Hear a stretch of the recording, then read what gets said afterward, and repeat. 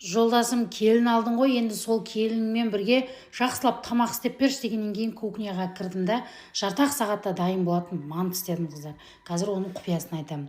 Осындай бір комбайн алғам. Ішіне барлық қоспасын саласыз, ұнын саласыз, өзі күш тілеп тұрып қамыр илеп береді. Сол иленген қамырыңызды жайып береді ғой. Мына жерде мен кеспені де кесіп көріп жатырмын ғой, қызығып. Кеспеңізді де кесіп береді. Нан салманың қамырын да турап береді. Ол аз десеңіз, мына жерде етіңізді тартып береді. Пиязыңызды турап береді. Картобыңызды, асқабағыңызды турап береді. Ойпырмай, мынау күшті екен енді. Мына заготовка жасасаңыз да керемет екен енді.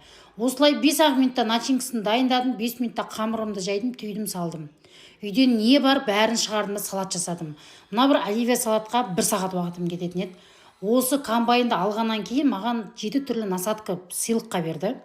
Соның ішінде ең күштісі оливье салат жасайтын насадкасы бар екен. Кубиктап турап бере береді да. Блендері бар, енді мына жерде не бір насадкалары бар екен.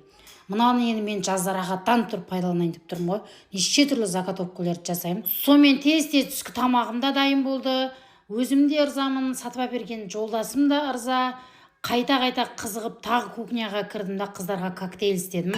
Мороженый, сүт, шоколад, банан қостым.